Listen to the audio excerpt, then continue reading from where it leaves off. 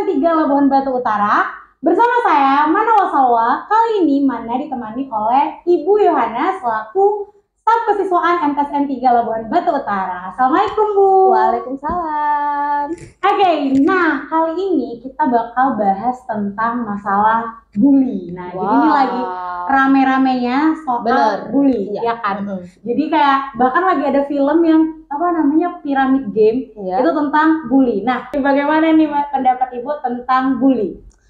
Bully itu ya sebenarnya itu hal yang tidak pantas ya, tidak pantas kita budayakan. Nah, itu tadi ya, budayakan dalam arti apa? Kita biasakan, karena apa? Merasa tren gitu kan. Wah, ini tren ya, jadi bangga gitu terhadap bully itu kan. Padahal sebenarnya itu ada dua pihak yang merusak, yang rusak kan gitu kan. Akibat bully tadi benar-benar. Yang membuli dan yang dibully. Untuk yang ngebully sendiri tuh dampaknya apa ya? Yang ngebully pasti nanti apa dampaknya? Sosial ya, sanksi sosial. Nanti bakal dicap ini anak yang tukang ngebully, ya kan? Nanti apa ujung-ujungnya? Untuk ke depan nanti dia mau sekolah, diterima di sekolah, nanti udah ada blacklistnya kan? Jadi kayak ada catatan, ada catatan buruknya gitu kan, dia pernah ngebully. Apalagi kalau sempat viral, viral masuk ke media sosial, ya kan, ke berita, itu nanti bakal apa? Dampaknya ke depan, ke pendidikan dia yang lebih tinggi. Seumur hidup bisa dampaknya. Iya, bener. Nah, kalau untuk yang dibully sendiri, udah pasti banyak tuh ya dampaknya. Pasti. Apa aja tuh kira-kira dampak dari dibully? Yang jelas apa? Merusak mentalnya, percaya dirinya, ya, ya itu nanti akan merusak apa semua, pikirannya, ya semuanya, mentalnya yang pasti itu terutama mentalnya. Ya. Nah, tapi menurut Ibu nih, membuli sama yang dibully, pembulinya dan orang yang dibully, sebenarnya siapa sih yang salah? Antara pembuli atau dibully? Karena kan gini, orang yang ngebully juga dia ngebully gara ada kesempatan kan, sama kayak maling, dia gak akan maling kalau nggak ada kesempatan. Nah, berarti kan ada kesempatan yang diberikan oleh si pihak yang dibully, dia ngasih kesempatan untuk dibully, maka akhirnya orang yang ingin ngebully kayak, oh bisa nih aku bully. Nah, bisa jadi kalau menurut Ibu ya bisa kedua-duanya, cuma lebih berat ke yang ngebully. Kenapa? Gak ada rasa empatinya, ya kan?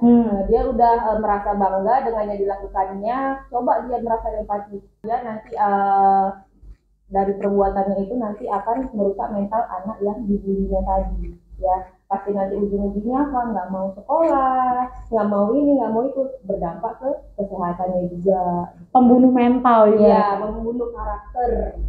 Tapi kan kalau misalkan ini ya, jadi tuh termasuk yang merasa kalau sebenarnya tuh kalau kita semua menjadi pembuli, maka nggak akan ada yang ngebully. Dan berarti kan bukan pembuli. Kalau kita merasa jago semuanya, kita merasa kita tuh nggak layak untuk dibully, akhirnya kita nggak akan ngebully, akhirnya nggak akan ada pembulian kan? Ya. Berarti kan kalau sumber utamanya berarti bukan kalau tadi menurut Ibu kan tuh yang ngebully, tapi pada dasarnya bukan kayak sebenarnya tuh salah tuh yang dibully. Jadi kayak kalau misalkan yang dibully ini nggak terima dia dibully, kayak dia bakal ngebales, kan yang ngebully akhirnya mundur. Cuman kan karena dikasih kesempatan maka yang ngebully ini maju gitu. Berarti sumber yang salah bisa jadi si yang dibully dong. Nah, itu tadi gunanya apa? Guru di sekolah. Guru orang tuamu di sekolah, apalagi guru BK. Kalau ada apa-apa, misalnya ada indikasi sedikit aja mengarah ke bully, kamu bisa lapor ke guru BK atau wali kelasku, kan? Nah, jangan kita pasrah aja gitu, pasrah mau dibully ya udah gitu. Ujungnya apa? Kamu sendiri nanti yang jadi korbannya terus menerus. Tapi kadang kalau misalnya kita ngelapor sama guru, kan ketahuan nih sama yang ngebully. Kadang tuh ada aja tuh mata-mata di mana-mana. Ketahuan tuh sama yang ngebully, malah makin habis kita dibully. Malah jadi kayak udah deh besok habis deh itu gara-gara takut jadi. Itu harus dicari celahnya di mana. Masalahnya apa? Bisa jadi yang dibully ini yang duluan cari masalah. Benar-benar. Kadang-kadang penyebab bully ini bukan hanya karena sok-sok jago doang, tapi karena memang yang dibulinya ini sok keras, jadi kayak menantang, benar-benar. Makanya kita kembali lagi ke diri kita, ya. Tingkatkan rasa empati. Kalau aku jadi dia begitu, gimana ya rasanya? Nah, sebenarnya indikasi bully ini awalnya tuh apa sih? Yang misalnya kita kayak, misalnya kita kawan-kawan kan, kita ngelihat ada indikasi bully itu bagaimana sih menandai oh ini ada ini terindikasi bisa ada bullying nih dengan adanya kayak gini? Bisa jadi dari awal kata-kata. Verbal ya. Verbal ya. Kalau misalnya bully itu kan nggak hanya tindakan fisik. Iya. Dari kata-kata juga udah termasuk bully. Tapi sebenarnya kalau bully ini dari kata-kata oke lah gitu. Kadang kita nggak tahu yang ngebully ini nih. Kadang gini, ada yang dibully itu anak orang kaya. Bisa anak orang kaya dibully tuh bisa. Bisa juga anak orang miskin dibully. Bisa cantik dibully, jelek pun juga bisa dibully. Ganteng bisa dibully. Jadi sebenarnya apa sih kira-kira kenapa alasan kita tuh dibully gitu? Bagaimana menghindari supaya kita nggak jadi korban bully gitu? Itu tadi udah ke kenakalan remaja. Udah masuk ke indikasi kenakalan remaja, ya kan? Jadi perlu apa? Perlu diaparlah anak-anak remaja yang sudah masuk ke usia bully-bully ini tadi, ya. Mulai dari SD itu udah mulai kan? Iya benar, dari SD tuh kadang udah ada perundungan gitu. Apalagi untuk anak-anak baru, itu pasti perundungan banget sih. Jadi kita sebagai guru atau yang orang dewasa harus peka sebenarnya ya, peka terhadap sekitar kita. Untuk yang dibully, bagaimana caranya agar dia nggak dibully gitu? Apa tips and trick supaya gini? Tips and trick untuk orang-orang yang dibully atau berindikasi akan dibully, apa yang harus dilakukan? Nah, kalau misalnya biasanya yang dibully ini orangnya biasanya tertutup, gitu kan. Nah, kalau bisa berbaur dengan teman-teman.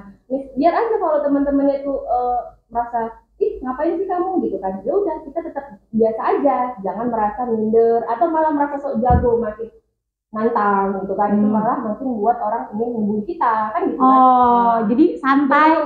Berbaur sih intinya. Makin kita sok jago, makin dicari kesalahan kita kan gitu. Jadi intinya berbaur ya. Tapi memang banyak orang-orang yang malas berbaur di lingkungan kelas ya, lingkungan pendidikan. Yang dia tuh kayak nggak mau berbaur, kayak udah diem aja. Apalagi mungkin kalau dia tuh ngerasa kayak aku nggak ada kawan, udah aku itu tadi ya kan. Kuncinya harus berbaur. Makanya kita jangan merasa begini, merasa begitu. Harus pede lah, terbuka. Percaya diri untuk berbaur. Kalau misalnya merasa nggak ada yang mau kawanin aku, nggak ada itu. Ya semua berkawan. Semua itu bisa kita berteman asal ada tahu caranya. Kita pun dulu baru mengenal, baru kenal pasti nggak langsung akrab kan. Benar. Lama-lama nanti begini. Kita lama-lama mengetahui karakter teman-teman kita kan gitu kan. Iya. Oh ternyata ibu mana begini gitu kan. Oh udah tahu. Ya udah, jadi lama-lama apa? Saling terbuka, bisa saling dekat jadinya. Gitu kan. Biasa tuh awal-awal aja tuh yang merasa dia kok sombong ya gitu. Oke, nah jadi sebenarnya bully ini tuh adalah masalah sebenarnya kompleks, tapi pada dasar sederhana. Hanya tentang kamu bisa berbaur atau enggak. Ketika kamu nggak bisa berbaur, disitulah kamu terindikasi akan ini bisa jadi sasaran bully. Tapi kecuali kalau mungkin udah punya kekuatan tersendiri ya, kayak misal dia tuh penyendiri tapi dia anak taekwondo gitu. Jadi kayak sendirian pun kita kayak kita bisa langsung, orang juga takut kita nggak. Nah tapi walaupun anak taekwondo juga jangan sok keras, bisa aja nyari tetap harus bersosialisasi karena bisa juga nanti dia nyari tandingan yang dia ini anak taekwondo, kita cari anak taekwondo yang lain gitu ya kan. Jadi intinya kita itu harus berbaur. Terakhir nih, kira-kira nih apa nih closing statement atau kayak simpulan pesan untuk penonton di rumah, khususnya para pelajar yang memang identik dengan bully? Pesannya ya, kita pandai-pandai berkawan ya, jangan mengasingkan diri, jangan merasa kita nggak ada kawan ya, percaya diri ya, pandai-pandai bersosialisasi. Awal-awalnya mungkin canggung, lama-lama nanti pasti begini gitu. Jadi lebih kalau yang dibully lebih kuat mentalnya. Harus lebih nguatin mental dan percaya diri. Gitu kalau sih. Ada apa-apa, hubungi guru BK. Iya, dengan caranya tapi harus tahu cara nyeselanya tuh, gitu ya kan. Jangan dicek sebagai dia pengadu. Benar. Oke, sampai situ aja podcast kita hari ini tentang bully. Semoga ini bisa jadi manfaat untuk para pelajar atau orang-orang yang memang terikat dengan situasi atau suasana bullying. Oke, terima kasih, itu aja. Jangan lupa subscribe, like, comment, and share YouTube MTSN 3 Labuhan Batu Utara. Terima kasih. Assalamualaikum warahmatullahi wabarakatuh.